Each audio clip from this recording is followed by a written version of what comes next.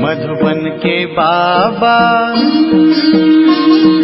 मधुबन के बाबा मुरली वाले, आपका क्या कहना, आपका क्या कहना। ओम शांति। आज 29 जुलाई 2022 के साकार मधुर महावाक्य हैं। आज मीठे मीठे बाप दादा बोले, मीठे बच्चे, तुम्हें अपने हम जिन्स का उद्धार करना है। बाप ने माताओं पर ज्ञान का कलश रखा है, इसलिए माताओं पर बड़ी जवाबदारी है। बाबा ने कहा, मीठे बच्चे, तुम्हें अपने हम जिन्स का उद्धार करना है। बाप ने माताओं पर ज्ञान का कलश रखा है, इसलिए माताओं पर बड़ी जवाबदारी है। मुरली का प्रश्न है कि तुम माताएं किस विशेष कर्तव्य के निमित्त हो, तुम्हारे ऊपर कौन सी रिस्पॉन्सिबिलिटी है। तो उत्तर में बाबा कहते, तुम इस पतित दुनिया को पावन दुनिया, नरक को स्वर्ग बनाने के निमित्त हो। बाप ने तुम माताओं पर ज्ञान का कलश रखा है, इसलिए सबको सद्गति देने की रिस्पॉन्सिबिलिटी तुम्हारे पर है। तुम हो शिव शक्ति सेना, तुम्हें अब अपने हम जिन्स का कल्याण करना है, सबको पतित बनने से बचाना है, वैश्याओं का भी उद्धार करना है। मुरली का गीत है, रात के राही थक मत जाना, सुबह की मंजिल दूर नहीं। ओम शांति। बच्चों ने गीत की लाइन सुनी। अब चले वतन की ओर, अर्थात सुख धाम की ओर। सुख धाम की स्थापना अर्थ माताओं को ही रखा गया है। ज्ञान अमृत का कलश माताओं पर रखा है। जैसे ओपनिंग की सेरेमनी व स्थापना की सेरेमनी की जाती है ना, तो परमपिता परमात्मा बैकुंठ की ओपनिंग कराते हैं माताओं द्वारा। कलश माताओं पर ही रखते हैं। तो अब बच्चियों को खड़ा होना है। शक्ति दल है ना, बच्चों पर बाप रिस्पॉन्सिबिलिटी रखते हैं। ऐसे नहीं कि इन गुरुओं पर बाप ने कोई रिस्पॉन्सिबिलिटी रखी है कि सबको सद्गति दो। अभी तुम जान गए हो कि सद्गति देना इन माताओं का काम है। सद्गति होती है ज्ञान से। ज्ञान का कलश माताओं को मिला है। पहले पहले दिखाते हैं कलश रखा जगदम्बा पर। शास्त्रों में तो लक्ष्मी का नाम रख दिया गया है। यह फर्क पड़ गया है। कलश रखा है तुम माताओं पर, काली पर कलश रखा है।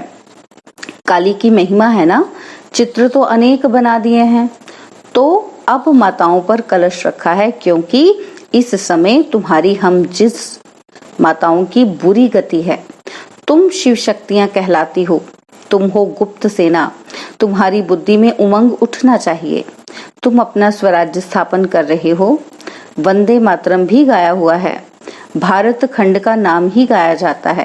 कहते हैं भारत माता की जय, अर्थात भारत में रहने वाली माताओं की जय।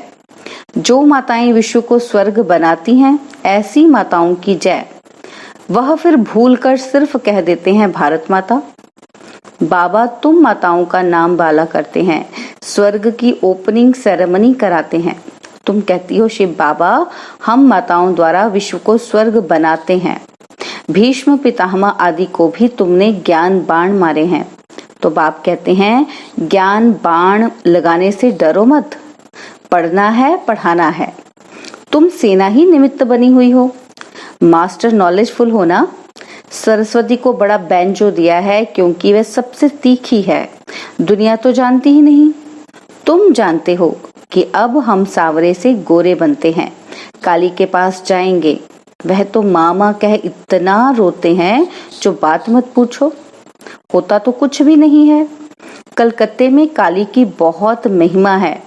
अब यह ब्रह्मा तो माँ है नहीं, इसलिए कलश फिर माताओं को मिलता है। तुम हो माँ की सेना हम जिन्स। तुम कहते हो बाबा जैसा हूँ वैसा हूँ, आपका हूँ। यह भी कहते हैं कि जैसे हो वैसे हो, मेरे हो। परंतु श्रीमत पर चलना है। सजनियां तो सब हैं, सब कहेंगी हम ईश्वर के हैं। अब तुमको समझानी भी दी जाती है। शिव बाबा की सब संतान है, यह सिद्ध करना है।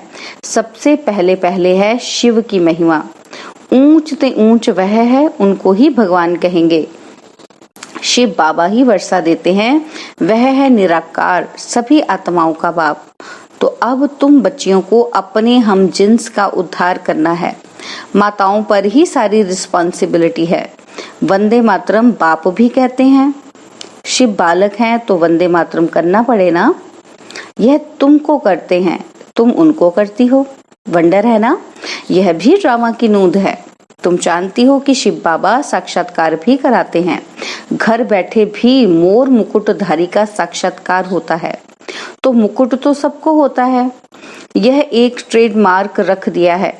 कृष्ण को इतना बड़ा मुकुट दे दिया है, नहीं तो इतने बड़े मुकुट पहनते नहीं हैं। बाप बैठ माताओं को एम ऑब्जेक्ट का साक्षात्कार कराते हैं। तुम प्रिंस की माँ बनेंगी, कृष्ण की माँ तो सब नहीं बनेंगी। प्रिंस प्रिंसेस तो बहुत है ना। प्रिंस की माँ अर्थात महारानी महाराजा बनेंगे। तुम्हारा कितना अच्छा एम ऑब्जेक्ट है, तुम्हारी गोद में प्रिंस होगा। तो तुम बच्चियों पर बहुत जवाबदारी है। तुम्हारा बड़ा संगठन होना चाहिए, मेमोरेंडम बनाना चाहिए। हम शिव शक्ति भारत माताएं हैं। हमने भारत को कल्प पहले भी स्वर्ग बनाया है। श्रीमत पर माताओं को बहुत होशियार होना चाहिए। आजकल तुम्हारी हम जिन्स पर बहुत मार पड़ती है विष के लिए, तो रड़ी मारनी चाहिए।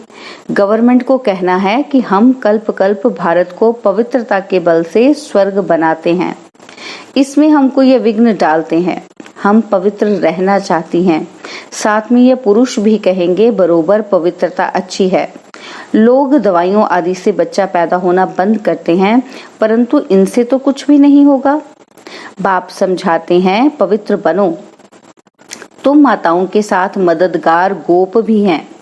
बच्चियों को खड़ा होना चाहिए, जलवा दिखाना चाहिए। गवर्नमेंट को कहना चाहिए कि भगवान बाप कहते हैं पवित्र बनो।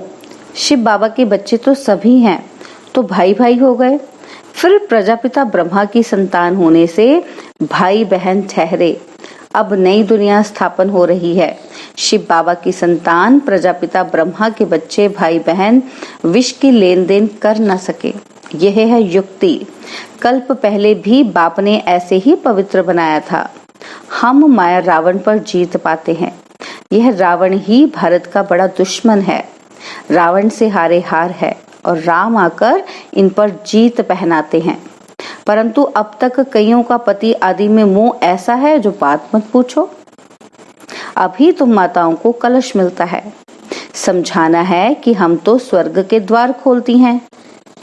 उन्होंने कलश लक्ष्मी को दिखाया है, परंतु लक्ष्मी तो है ही पवित्र। यह ज्ञान कलश रखकर क्या करेगी। ज्ञान का कलश है जगदम्बा पर। अब परमपिता परमात्मा ने फरमान निकाला है कि काम महाशत्रु है। जो इन पर जीत पाए वही श्रेष्ठाचारी बन स्वर्ग के मालिक बनेंगे। तुम बच्चों का आपस में बहुत लव होना चाहिए। ब्रह्मा कुमार कुमारियों की जैसे सेना इकट्ठी हो। कोई को तो पता भी नहीं है कि कौन कौन कहाँ है। सभी सेंटर्स के बच्चों को तो बुला भी नहीं सकते। माताओं को बंधन बहुत हैं, बच्चों को भी संभालना है।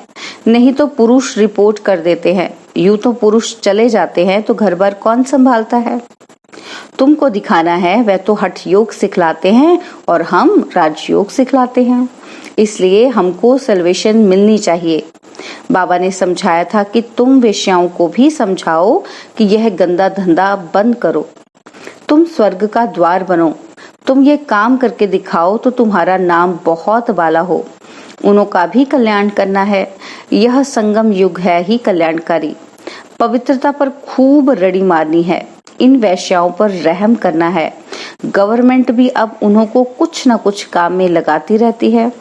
तुम ऐसा समझाओ जो अखबार में भी पढ़े कि ब्रह्मा कुमार कुमारियां तो वैश्याओं को भी नॉलेज दे इस गंदे धंधे से छुड़ाती हैं, क्योंकि काम महाशत्रु है। इनसे तुम पतित बनते हो। यह दुनिया ही भ्रष्टाचारी है ना। बाप आकर माताओं को उठाते हैं। गोपों का काम है मददगार बनना। जो मेहनत करेगा वह ऊंच पद पाएगा। अपने हम जिन्स पर रहम करना चाहिए। इनका नाम ही है वैश्यालय। बाप आकर शिवालय बनाते हैं। वास्तव में यह है ज्ञान की बातें। बाप इस मनुष्य तन में आकर तुमको ज्ञान सुनाते हैं। तुम जानते हो हम अब कब्रिस्तानी से परिस्तानी बन रहे हैं। यह है ज्ञान मानसरोवर। ज्ञान में गोता लगाते रहते हैं, बाकी पानी की बात नहीं है। तीर्थों पर जाते बहुत मेहनत आदि करते हैं। पैदल जाना, सामान आदि उठाना बहुत मेहनत होती है। अब तुम समझ गए हो कि बाबा मनुष्य तन में बैठ ज्ञान स्नान कराते हैं, बाकी परियां आदि कोई नहीं है। तुमको ज्ञान परी बनाने वाला बाबा है। कितनी अच्छी अच्छी बातें धारण करने की हैं। बच्चियां खड़ी हो जाएं तो तुम बहुत काम कर सकती हैं। जाना तो तुम माताओं को है। बोलो, जहां भी वैश्याएं हैं उनका संगठन बनाओ, बड़ों बड़ों को समझाओ, परंतु ऐसे भी नहीं बाहर से कहते रहो हमारा तो एक दूसरा ना कोई और अंदर में और कोई खींचता रहे। ऐसे भी काम न चल सके। बाप का सच्चा बच्चा बनना है। वह चेहरा खुश मिजाजी का कहाँ। अरे बेहद के बाप से मिलने जाते हैं तो दौड़ते दौड़ते आकर खुशी से मिलना चाहिए। हम तो जाकर बाबा की गोदी का हार बने। थक नहीं जाना है। तुम्हारी याद ही दौड़ी है। वह जिस्मानी दौड़ी है और यह तुम्हारी रूहानी दौड़ी है। चेहरा खुशी से खिल जाना चाहिए। कोई का पति गुम हो जाए फिर आकर मिले तो स्त्री गलियों में दौड़ती दौड़ती बावरी मिसल आकर मिलेगी, और यह फिर बेहद का पतियों का पति है। उससे डरना क्या। जिससे स्वर्ग का वर्षा मिलता है उससे तो भाग भाग कर आकर मिलना चाहिए। अच्छा, मीठे मीठे सिकिलदे बच्चों प्रति माता पिता बाप दादा का याद प्यार और गुड मॉर्निंग। रूहानी बाप की रूहानी बच्चों को नमस्ते। हम रूहानी बच्चों की रूहानी बाप दादाजी को दिलवा जान सिकवा प्रेम से नमस्ते। ओम शांति। प्यारे बाबा, मीठे बाबा, मेरे बाबा, शुक्रिया बाबा, शुक्रिया बाबा, शुक्रिया बाबा। धारणा के लिए मुख्य सार है। पहला पॉइंट है, बाप का सच्चा बच्चा बनना है। अंदर एक बाहर दूसरा न हो। याद की रूहानी दौड़ में आगे जाना है। खुश मिजाज बनना है। सेकंड पॉइंट है, आपस में बहुत बहुत प्यार से रहना है। शिव शक्ति सेना का संगठन तैयार कर अपनी हम जिन्स को बचाना है। पवित्र बनने और बनाने की युक्ति रचनी है। बाबा ने वरदान दिया, श्रेष्ठ स्मृति द्वारा सुखमय स्थिति बनाने वाले सुख स्वरूप भव। श्रेष्ठ स्मृति द्वारा सुखमय स्थिति बनाने वाले सुख स्वरूप भव। स्थिति का आधार स्मृति है। आप सिर्फ स्मृति स्वरूप बनो तो स्मृति आने से जैसे स्मृति वैसी स्थिति स्वतः हो जाएगी।